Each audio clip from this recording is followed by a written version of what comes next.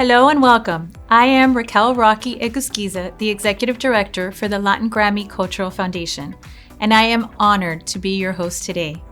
Thank you for joining us for the Latin Recording Academy's and She is the Music's Leading Ladies of Entertainment Connect Together panel. We're excited to have you with us today for the second annual Mentorship Kickoff. I'd also like to thank the Latin Recording Academy and She is the Music for giving me this opportunity to host such an important event. Together, for the second year, the Latin Recording Academy and She is the Music will pair former leading ladies as mentors with the next generation of women in music. Now let's begin our panel by introducing our mentors. Please join me in welcoming recording and mixing engineer and vice president of NARS Records Dream Asylum Studios, Marcella Araica. Global head of Latin music for Amazon Music, Rocío Guerrero. CEO of artist management company RLM, Rosa Lagarrigue. Hi. Managing Director, Latin America, Spotify, Mia Nygren. And 9-time Latin Grammy winning pianist, arranger, and director, Janina Rosado. This incredible group of women will be the mentors for this year's collaborative program, which will provide one-on-one virtual mentoring sessions with young women that are looking to follow a career in the music and entertainment industries. Now this is one powerful group. Y aquí, como todos somos bilingües, les invito a que conversen en el idioma de su corazón, como ustedes se sientan más cómodas. Now, let's dive right in to the Q&A. Marcella, what led you to pursue a career in the music industry, particularly at a time where women weren't prominently seen in industry roles? Well, when I decided to get into a career in the music business, I wasn't even thinking at all about myself being a woman and there being an industry where there was a lack of women. So honestly, it was my passion of wanting to work as a creative within the music industry that had me seek out and find the opportunities to begin my career. It wasn't until I started school that it became clear to me that the industry was so male driven, and I only probably used that as fire. And I mean, like I want as a drive for me to just really want to excel.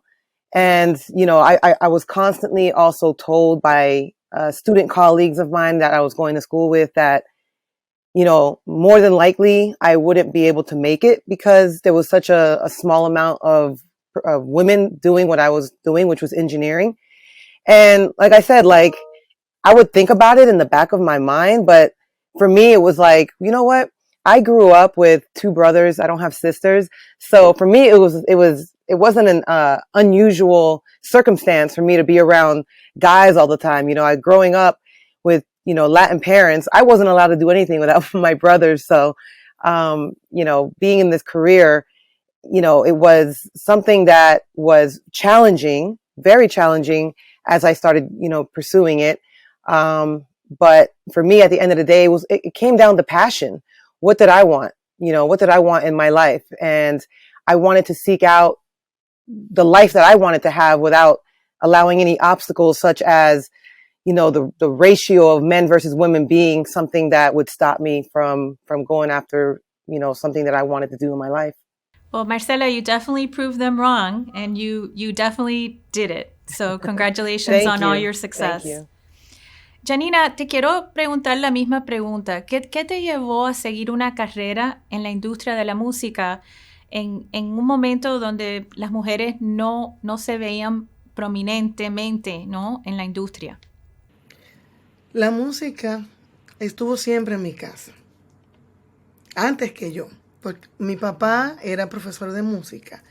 Entonces, mi papá pensaba que todo el mundo debía conocer el idioma de la música y se dedicó a enseñarle a todo el pueblo música. Entre ellos estaban su familia, tanto hijos como cuñados, como primos, todo el mundo. La música era el idioma de nuestra casa. Entonces, por eso yo siempre digo que la música me eligió a mí, porque ella estuvo primero que yo. Y no crecí viendo la música como que era algo que las mujeres no lo podían hacer, porque mi papá nunca no separó esa línea divisoria, nunca estuvo. Entonces crecí sabiendo que la música y yo íbamos a estar siempre juntas. Entonces, sí, siempre él me decía, mira, es difícil para una mujer ser músico, pero no me decía por qué. Porque era un pueblo pequeño, ahí no había discriminación. El negocio de la música sabemos que ha estado dominado por hombres desde el principio. Ahora estamos un poquito más abiertos, gracias a Dios. Pero cuando yo empecé a estudiar música, esto no era no había una línea divisoria porque siempre fuimos más muchachas en la escuela de música, más que hombres. Entonces no lo notabas. Eso yo lo noté cuando ingresé a un grupo profesional. Cuando ya entras a un estudio de grabación, te das cuenta que la única mujer eres tú. La única mujer músico, porque entonces las demás eran cantantes. Pero dentro del rol de músico, orquestador, arreglista, era un poquito más el cerco era mucho más cerrado, ¿entiendes? Entonces, ahí fue cuando comencé a ver que había en realidad una línea divisoria, pero no impuesta por la historia, más bien, porque siempre he trabajado con hombres que me han tratado con mucho respeto. Entonces, contestada tu pregunta, la música me eligió a mí y yo me dejé llevar. Gracias, Janina. Realmente hay todavía mucho progreso para las mujeres en la industria. Rosa, how did you decide which area of the music industry you wanted to focus on? Bueno, a mí me pasó un poquito todo de... Mi vida ha sido seguir un camino, pero improvisando y siguiendo mi intuición. Yo nunca he decidido voy a hacer esto. Empecé como asistente de un artista, de Miguel Bosé. No sabía muy bien lo que iba a hacer. Sí sabía que él tenía bailarines y ahí había un nexo de unión porque al final yo venía del mundo del baile.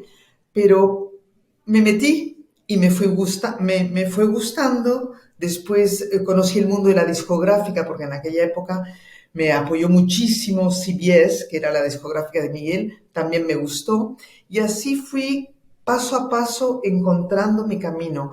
Es una constante en mi vida de coger oportunidades, seguir mi intuición. Por supuesto, jamás fui consciente de que si era una mujer en un mundo de hombres, para nada, y coincido con Marcella, era todo muy natural y al final te gusta lo que haces, te apasionas, te diviertes. A mí toda mi carrera ha sido un mundo de un poco seguir mi intuición, con pasión, divertirme. Pues son trabajos muy demanding de tiempo y de todo, pero si te gusta no lo sientes. A mí, ¿qué más me da trabajar 8 horas, 16 horas?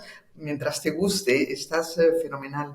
Entonces, realmente yo nunca decidí nada. Seguí mi camino, seguí la vida y aquí estoy de manager. Pues te felicito porque obviamente tu intuición, ¿no? te guió bien y has tenido una carrera muy linda y sigues impactando a todos nosotros. Así que gracias por eso. A vosotros. Mia, what has been the biggest challenge in your career? The biggest challenge for me in my career, and I'm going to talk about something that is not in a specific moment in time, but has more been of a theme for me, I think, that I realized a bit late. But I think being a woman and being a corporate or an ambitious woman, if you may, it's always been a very difficult balancing act for me. And I think this probably applies to a lot of women out there because we have to be a doer. We have to be the good girl. We always deliver on time, all those things. But on the other hand, being ambitious about your career and yourself, you need to allow for time to be more visionary and more strategic. And it's very hard to figure those two things out at the same time. So allowing myself to not be perfect and not be the good girl, so I can be more ambitious and find the way that I need to take because I have a plan and I know where I want to go.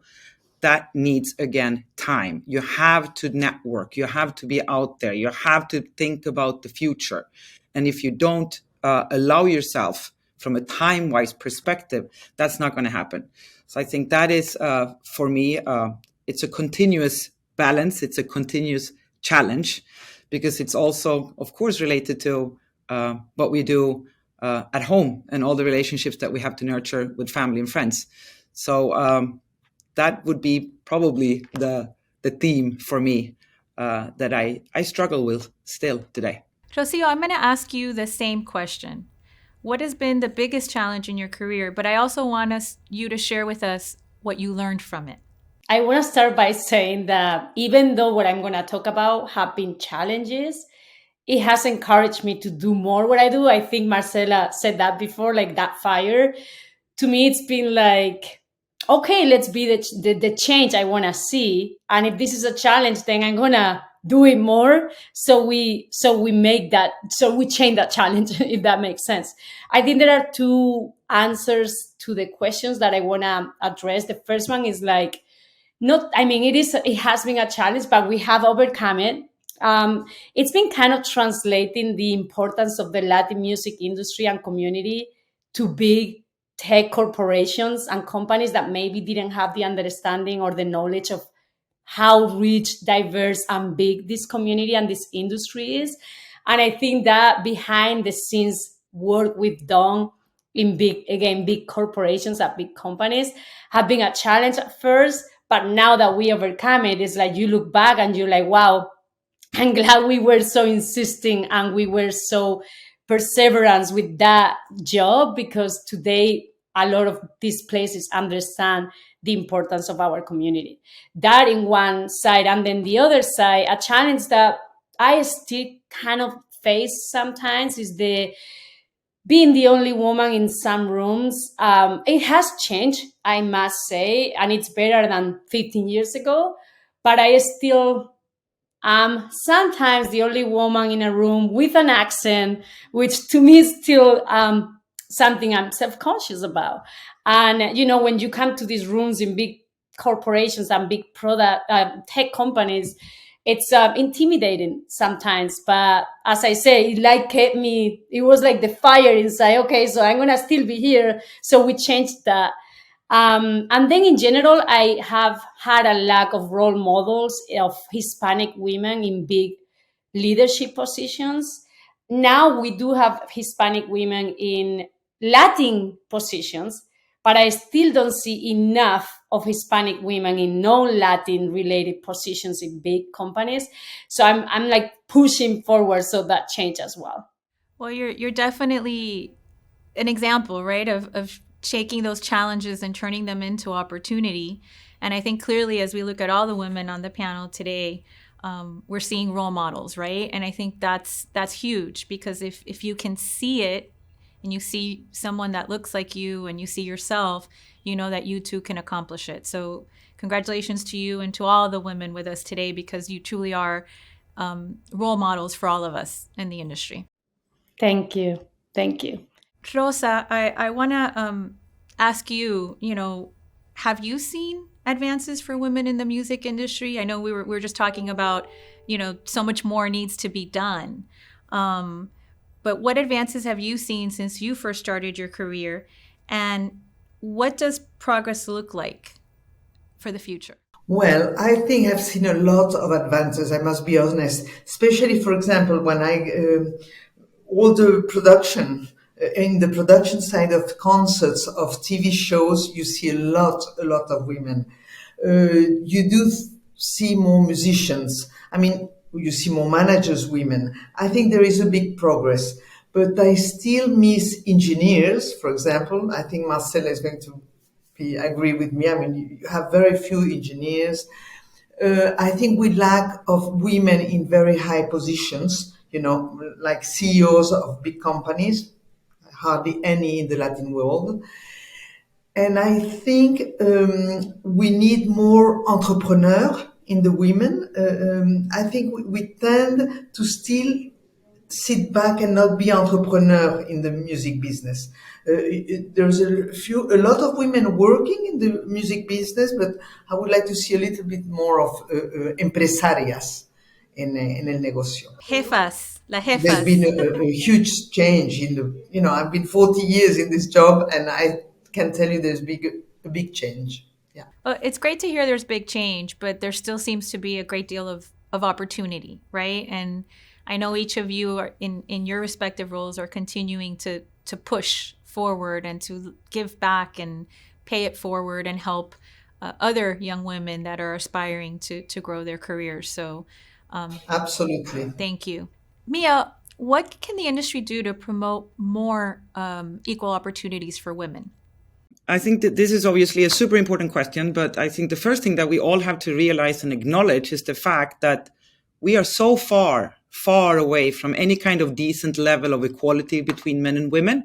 And we just have to accept that this conversation that we're having, it's not going to end anytime soon. So we're not checking the box here, but this is a way of life for the unforeseeable amount of time and generations ahead of us. So we just have to accept that and live with it and keep talking about it. Okay, I think that's where we have to start, first of all. And everyone in the industry and beyond, in any industry actually, has to think about it like that. It's a way of life. It's business as usual to talk about it. So for me, walk the talk, commit, do all those things that we all engage in, right? Don't stop. You cannot pretend that this is something that I've done it and it's over. No, just keep on doing that. But not only that kind of commitment to talking about it, I think it's also very, very important that we talk about the reasons why it's important, okay? And shine light on that, because that's when you're really going to realize the importance of it, okay?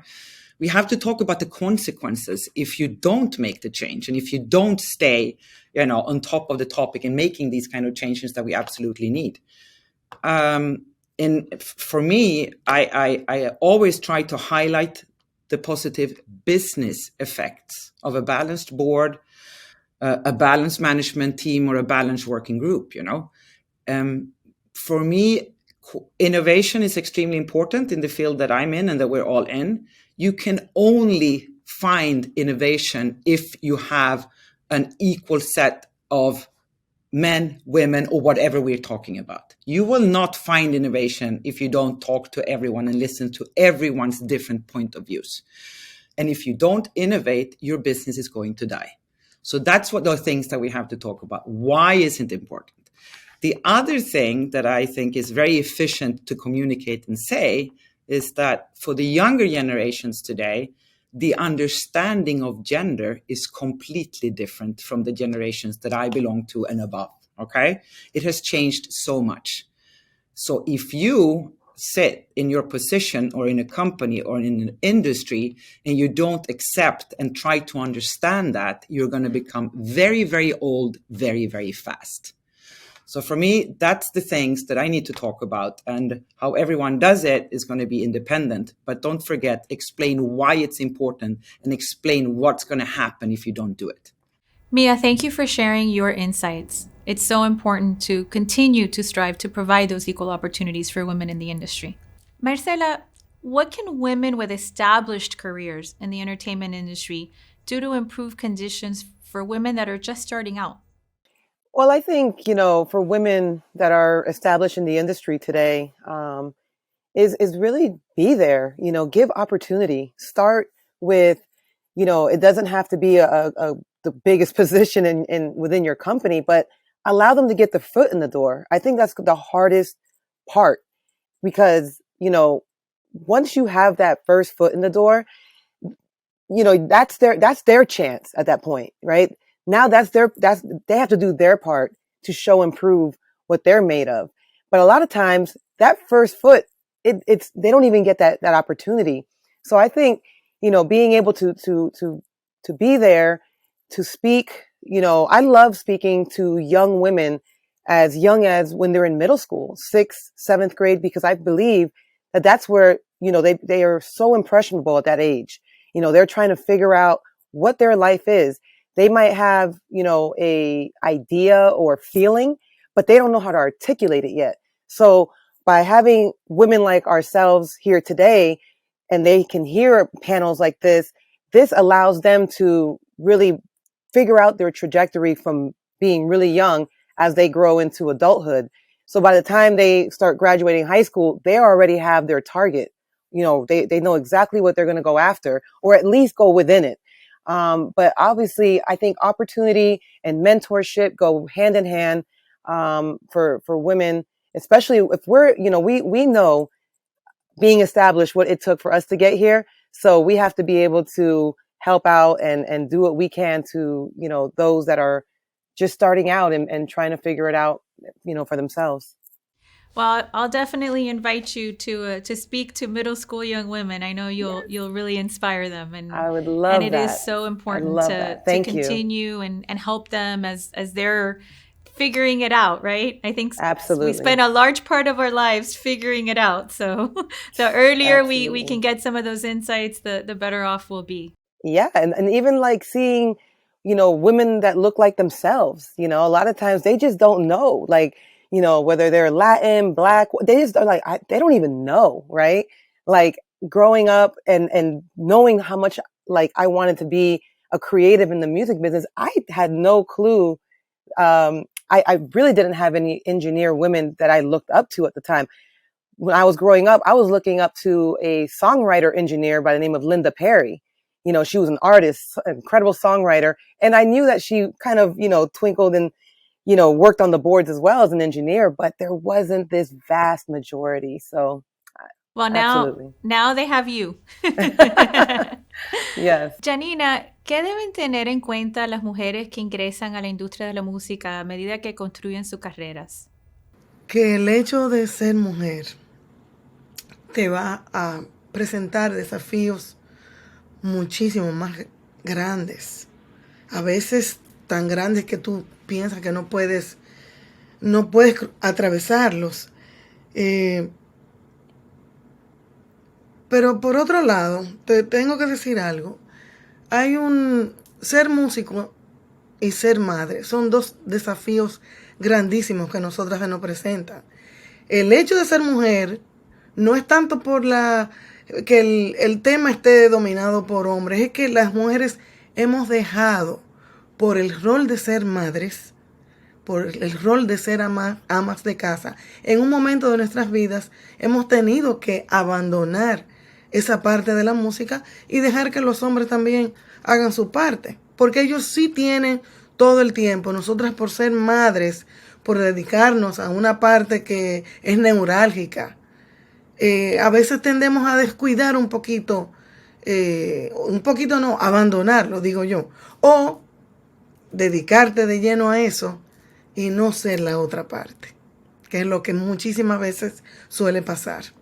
Janina, gracias por tus palabras. O sea, para las mujeres que están oyendo, tenerte a ti como un ejemplo de tu carrera, yo creo que va a ser sumamente importante. Gracias. Rocío, how has the global growth of Latin music created more opportunities for women? Short answer, a lot of opportunities were created with the new era, and I'll explain why I think so. The streaming business and the digital music business, it's a new business. It doesn't have more than 10, 15 years. So there were new roles that were created with that wave of a new business that had less bias to hiring maybe men over women because it's a new business. So there were a lot of women joining that workforce 10, 15 years ago that today are in positions of power that led to more women being hired within that environment. And that didn't only happen in the streaming, it happened in the digital business departments of labels, management companies, new businesses with new requirements, less bias to hire men over women, more women in the workforce, more women were hired. Today, my team, and it's a big team, it's 90% women. But it's something that it is what it is. It happened. So, I think the growth of Latin music, which came with the streaming explosion, allowed more women to be in the workforce, which impacted the amount of female artists that were being supported. And I know firsthand, we were supporting and still support more women because we are more women on the teams that can make decisions about who do we promote. And that ended up impacting the amount of women that were being signed by labels and the amount of then A&R women that were being in the workforce. So it was a positive vicious cycle that we've seen in the last decade. I'm super proud of what happened. Of course, there is still a long way to go. There is a long way to go. But if you see the amount of female artists in playlists, stations, marketing campaigns is so much bigger than 10 years ago. And I think it's a consequence of that. Well, I'm inspired because I'm sure you only hire the best talent. And if 90% of your team are women, that's definitely inspiring. So congratulations. Mia, what advice would you give your younger self? Yeah, this is a fun exercise actually to think about. What would I have told myself, back in the days? So many things, obviously, but I think the main things would be things that I should have paid attention to earlier on in my career, that I realized maybe a little bit late. Nothing is never too late, but I think these things that I'm going to mention for me was something that, again, I didn't kind of realize how important they were up until recently, actually. So I think that we all have to understand and accept and embrace the importance of mentorship and career guidance along the way. I didn't think that I needed it. I think I just had to do it. But then I realized that, hey, we're all, each and every one of us, always be in a situation where we're having a little bit of a, you're doubting about whatever you want to do. You feel a little bit lost. You need to talk to people. Okay, find someone that can help you. Maybe he or she's not going to give you the solution, but talking about it is going to help. And I did not realize it until I went to my first mentorship program, and it helped me so much. So I think that's something that I would tell myself if I should have done it earlier on, okay? Because it becomes pretty lonely if you cannot talk about it, okay? The other thing I would probably tell myself is the fact that we have to build, women particularly, we have to build and prioritize our own personal equity and economic value, okay? We have to invest time in this. We can't be shy. We have to be rather aggressive about pushing for our worth, economically speaking. So don't feel awkward. Go for it. If you're in salary discussions, whatever it might be, don't be shy, okay? Defend your worth. I think it's very, very important because it could potentially be, and I've seen it a little bit more common, maybe, for men to be a little bit more aggressive there, and for women tends to be a little bit less aggressive there. But why is it like that? It shouldn't be like that. So go for it, okay? I think investing in your own economic worth is going to make you feel more secure in your leadership because you own things and you feel secured, okay? And if you feel secure as a leader, you're going to gain a lot of respect. So it se autoalimenta, and I think it's very, very important. And there is one data point that kind of worries me and annoys me, and it's a fact. And it's in a country like Sweden, where I'm from, where we have the reputation of having a very high standards with regards to equality between men and women. It's still extremely far away. And if you look at who are the owners of all real estate and land in the country, approximately 90% belongs to men. This shouldn't be like that. So I would tell myself early on, build your economic value, your personal economic value. It's going to make you secure, and you're going to be a good leader, and you're going to gain respect. And voila, there we have. Nice formula.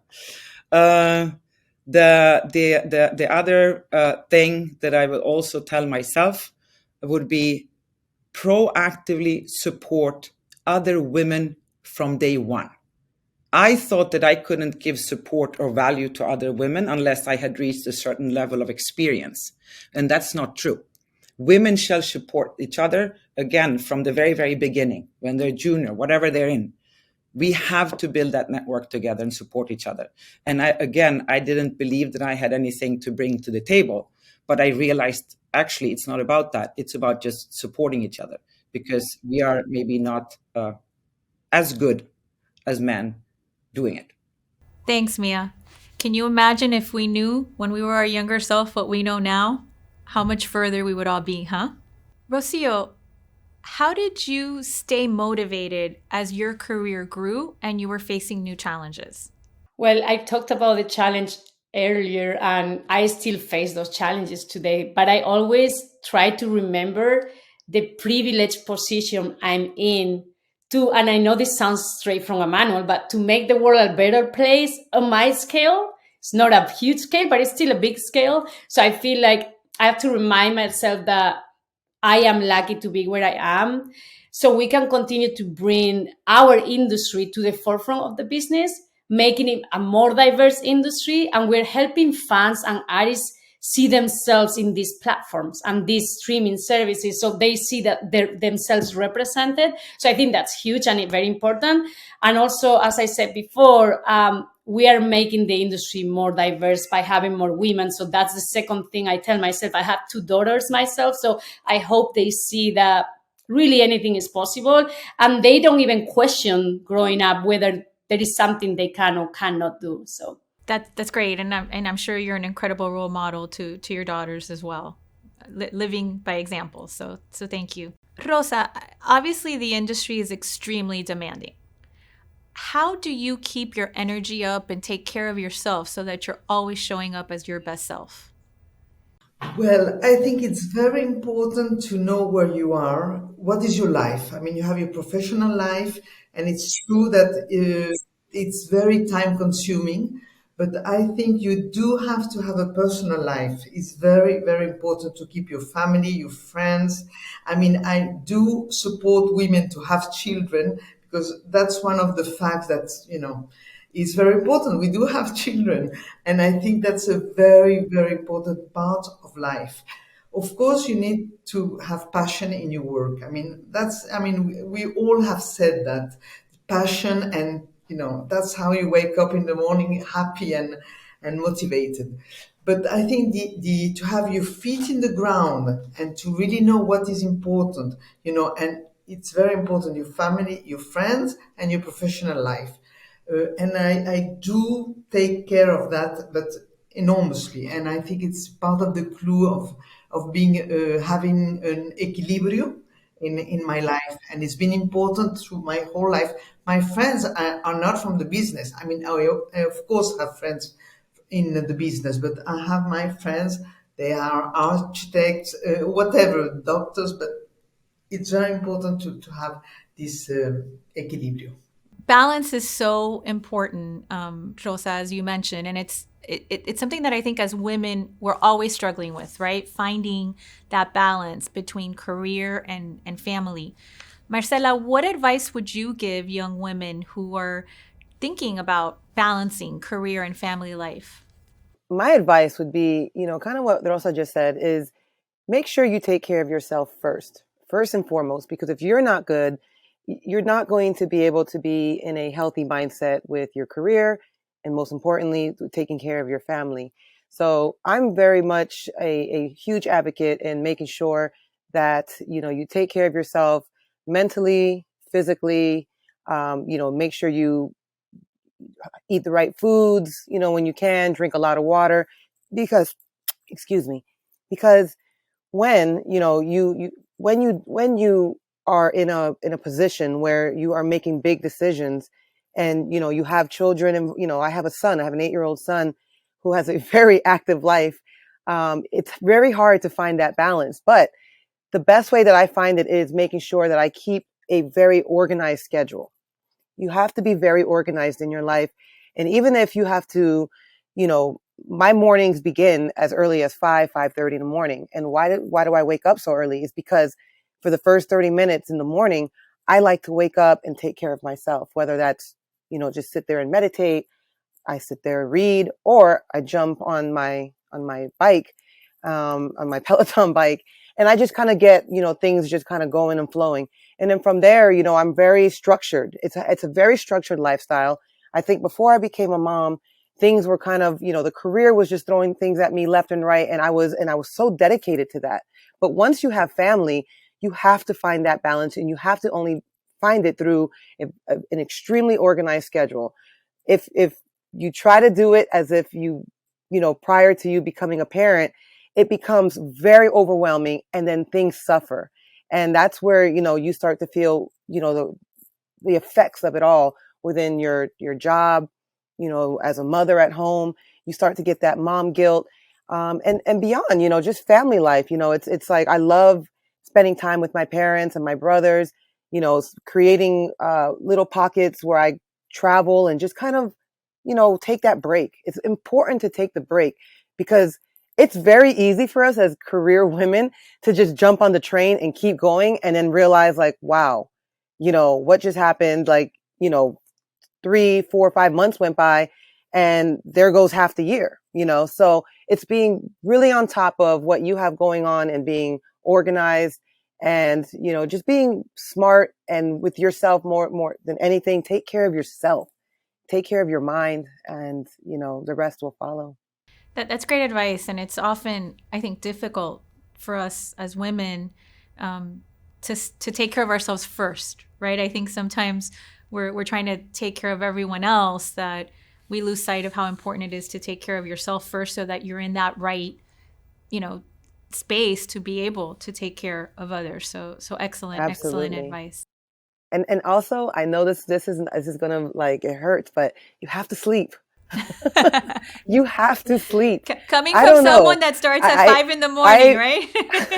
Listen, when I was in my 20s, I could do it without the sleep. Now, I have to sleep. And that's part of scheduling that within, your day. It's like, all right, you have to shut it off. Luckily, these phones now have this focus mode where, it shuts you down. Like the phone doesn't ring unless you allow that person to, get through the focus mode on your phone. But you have to be able to just shut it down. It's so important. Yeah. Thank you for that. Janina, quería preguntarte a ti también si hay algún consejo que compartirías con las mujeres jóvenes sobre equilibrar la carrera y la vida familiar. Es posible, yo lo he hecho, pero cuesta, da mucho trabajo, y pienso que una de las bases o la clave es la organización. Si no te organizas, vas entonces a darle más tiempo a un aspecto y el otro lo vas a descuidar. Y es muy difícil descuidar el rol de madre. O sea que yo cuando voy a hacer una producción, yo hago un calendario y en ese calendario, en esa agenda, participan mis hijos. Siempre les di participación, para que ellos entendieran que su mamá es músico, que su mamá tiene que ausentarse por trabajo, que a ellos les conviene que yo me ausente, porque si no nos ausentamos, ¿verdad? Entonces no hay una carrera para ellos, una vida un poquito más flexible en cuanto a estudios, a cosas que necesitan el ser humano en la vida. O sea, los hijos son un proyecto de vida que eso no se le transfiere a nadie. Es intransferible una vez te embarcas en un proyecto así.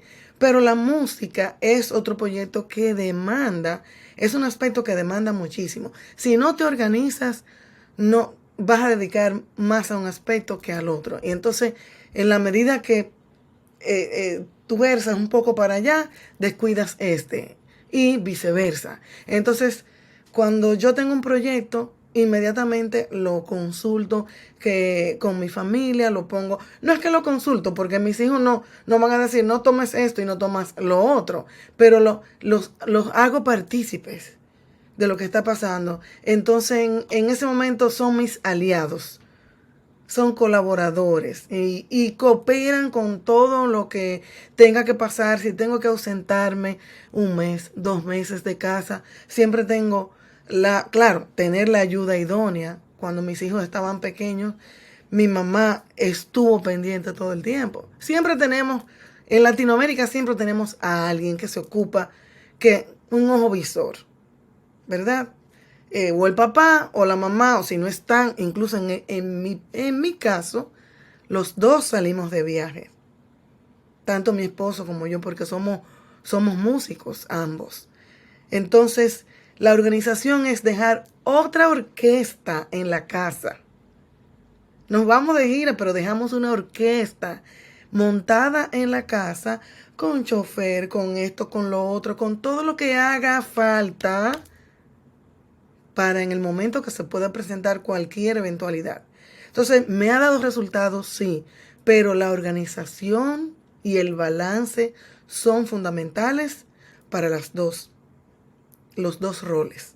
Pero de que se puede, se puede. Gracias, Janina.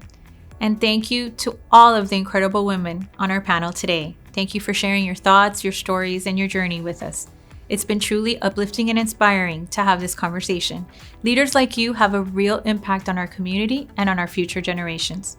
You remind us of the responsibility we all have within our communities to really provide opportunities to others and make a difference. And today was one of those opportunities.